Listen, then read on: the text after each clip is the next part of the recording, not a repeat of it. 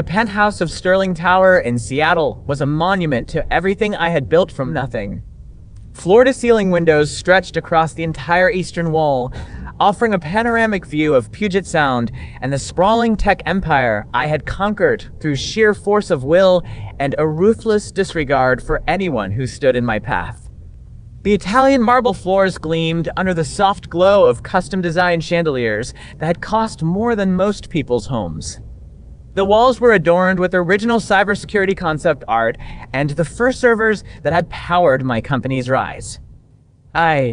Julian Sterling, the self-made cybersecurity billionaire who had risen from a trailer park in Arkansas to the pinnacle of the tech industry, stood at the center of my empire, wearing a Tom Ford suit that cost more than a luxury car, and I felt nothing but contempt for the woman sitting in the corner of my office.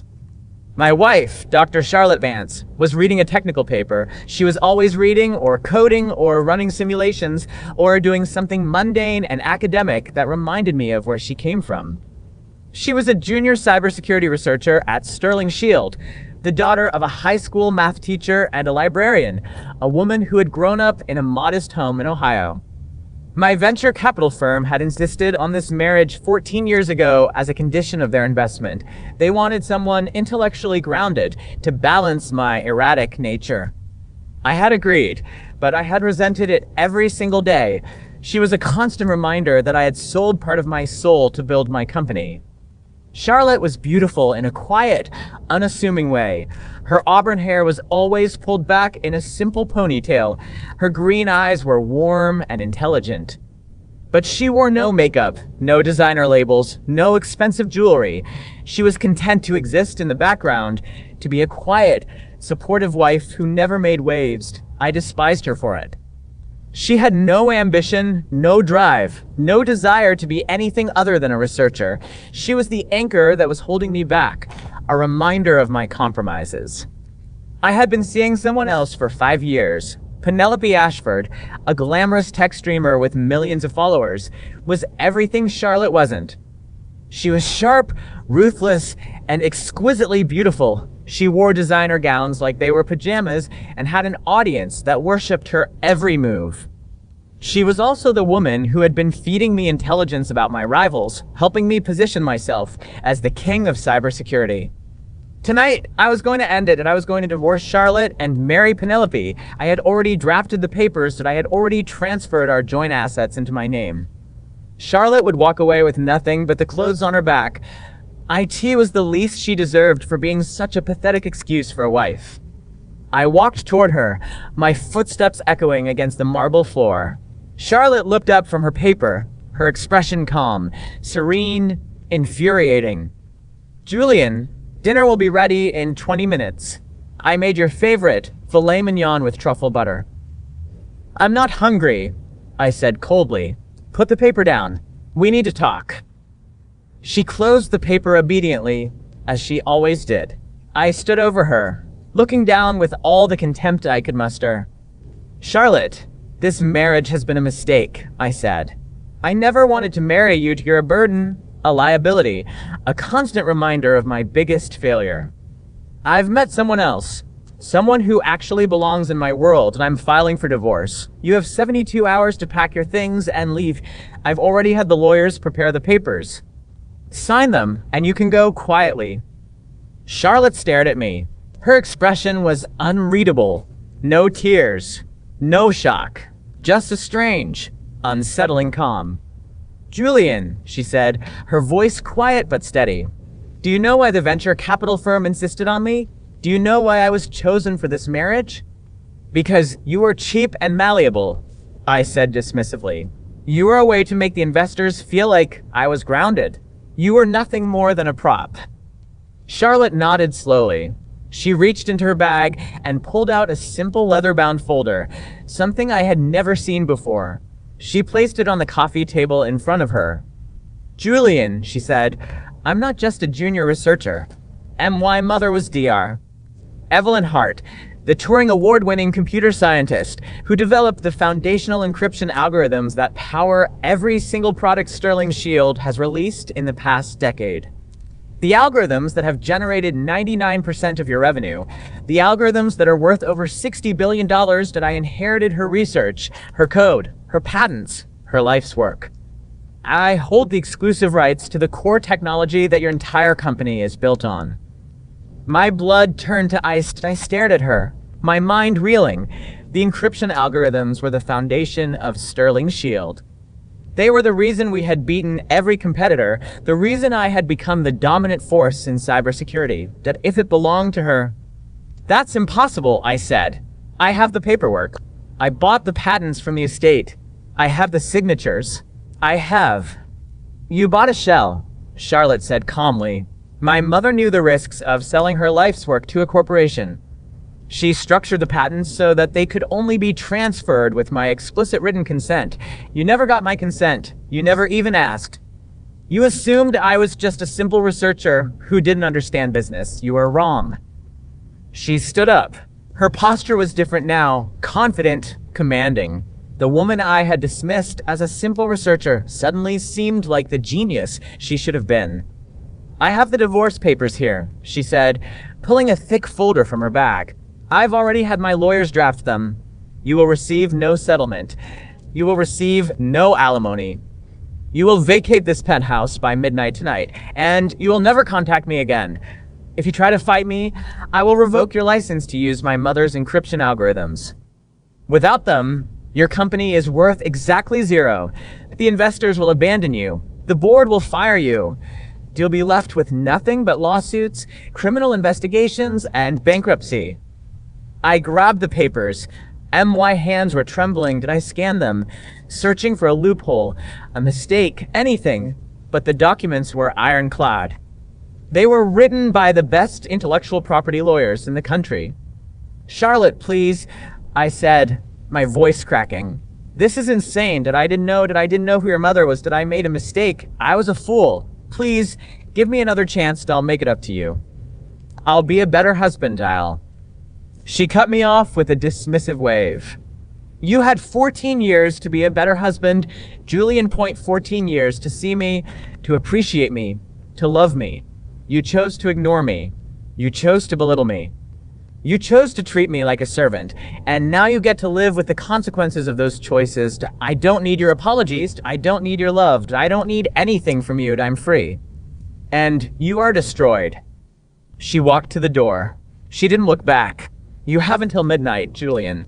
And if you're not gone by then, my lawyers will have you escorted out in handcuffs. The door closed behind her. I stood in the penthouse that I had built, feeling the walls closing in around me. I had lost everything. My wife, my empire, my future, all of it gone in an instant. The weeks that followed were a descent into hell. The press had a field day. Cybersecurity billionaire loses everything. Julian Sterling's humiliation. Charlotte Hart reveals secret inheritance. My reputation was shredded. My friends abandoned me. Penelope Ashford, my beloved mistress, the woman I had destroyed my marriage for, dropped me the moment she realized I had no money. She was already engaged to a rival tech CEO, that I was left with nothing. The investors panicked. The board called an emergency meeting. Without the encryption algorithms, my company was a shell. The valuation plummeted from $60 billion to zero in a matter of weeks. The lawsuits started piling up, from shareholders, from business partners, from everyone I had ever wronged. The FTC launched an investigation. The DOJ launched an investigation. The SEC launched an investigation. I spent my life savings on legal fees, but it wasn't enough that I declared bankruptcy. I lost everything. I moved into a tiny studio apartment in a rundown part of Seattle. I couldn't afford my old lifestyle. Couldn't even afford a card. I started looking for work, but no one would hire me. My reputation was destroyed, that I was a pariah, a laughingstock. Months passed. I was forced to take a job as a janitor at Sterling Shield's new headquarters, the very company I had founded, now owned by my ex-wife. I scrubbed toilets, mopped floors, emptied trash cans. I looked in the mirror every morning and saw a hollow shell of a man, a shadow of my former self. But the worst part was seeing Charlotte. She was everywhere, on magazine covers, on television, on billboards. She had taken over my company and transformed it into a global powerhouse. She had started a foundation, a scholarship program, a global cybersecurity initiative. She was using her fortune to protect the world from digital threats. She had won a Turing Award of her own, a testament to her genius. She was happy, radiant, thriving. She had everything I had thrown away. One night, I was mopping the floor of the executive conference room when I saw her reflection in the glass wall. She was standing in the doorway, watching me. Her expression was unreadable. "Julian," she said, "I heard you were working here. I wanted to see it for myself." I dropped the mop. I fell to my knees. The tears started streaming down my face. "Charlotte," I sobbed. I'm so sorry. I was a fool, I was arrogant. I threw away the best thing that ever happened to me. Please, I'm begging you. Give me another chance. I'll do anything I'll work for free. I'll be a janitor for the rest of my life. Just please, let me be near you. Let me try to make it right. She looked down at me. Her expression was cold, distant. But for just a moment, I saw a flicker of something. Pain? Regret? It didn't matter. She shook her head. "Julian," she said, "you had 14 years to make it right. 14 years to see me, to appreciate me, to love me. You chose cruelty. You chose arrogance. You chose to treat me like I was nothing. And now you're nothing. You don't get to come back and beg for crumbs. You don't get to use my success as a way to assuage your guilt. You made your bed. Now lie in it." She turned to leave. I crawled after her, grabbing at her ankles.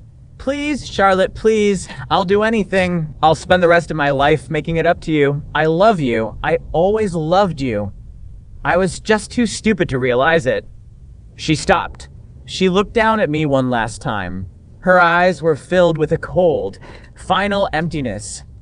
"You never loved me, Julian," she said. "You loved what I could do for you. You loved my talent, my intelligence, my connections. But you never saw me, not once. Not in 14 years, and you never will. I don't need your apologies. I don't need your love. I have everything I need. I have myself. I have my work. I have my family. And you have nothing but regret. Goodbye, Julian." She walked away. I stayed on the floor, sobbing, as her footsteps echoed down the hallway. I had lost everything. MY company, MY money, MY reputation, MY dignity. And the only woman who had ever truly loved me. The years passed. I remained a janitor, stuck in a dead-end life. I never recovered. I never remarried. I spent my nights replaying every moment of my marriage, every cruel word, every dismissive glance. I thought about Charlotte's smile, her kindness, her unwavering loyalty, and I realized that I had been the villain all along, that I had been given the greatest gift in the world, and I had thrown it away. One day, I was cleaning a research lab when I saw a familiar face on the television mounted in the corner. It was Charlotte being interviewed about her latest breakthrough, a revolutionary new encryption system that was protecting critical infrastructure from cyber attacks. She was using my former company to save the world. She was happy. She had found her purpose. And I was scrubbing a chemical spill off the floor. I sank to my knees, sobbing. The mop clattered to the ground. I felt the weight of my mistakes crushing me. I had been such a fool, such an arrogant, entitled fool, and there was no going back. I looked up at the screen, at Charlotte's face, and I whispered, "I'm sorry. I'm so sorry." But she couldn't hear me, and even if she could, it wouldn't have mattered, because I had destroyed everything we could have had. I had destroyed myself. One evening, I was sitting on a bench outside the headquarters, eating a cheap sandwich, when I saw her walking past. She was with her family, her husband, her children, her colleagues. She was laughing at something her daughter had said. She was radiant, happy, free. She didn't notice me. She walked right past, her laughter echoing in the evening air. I wanted to call out to her. I wanted to beg one more time, but I couldn't. I had no right. I had given up that right when I threw her away. I watched her walk away, her silhouette disappearing into the twilight. I sat on the bench, alone, the tears streaming down my face. I had lost everything: MY company, MY money, MY reputation, MY dignity, and the only woman who had ever truly loved me. I closed my eyes. The cold was settling into my bones. I felt the darkness closing in, a permanent chill that would never leave. I was dying. I could feel it. And in that final moment, I realized that the greatest tragedy wasn't losing my empire, that IT wasn't losing my money, that IT wasn't even losing my reputation. The greatest tragedy was losing the one person who had ever truly seen me, and not realizing it until it was far too late. I whispered her name, Charlotte. But the only answer was the wind.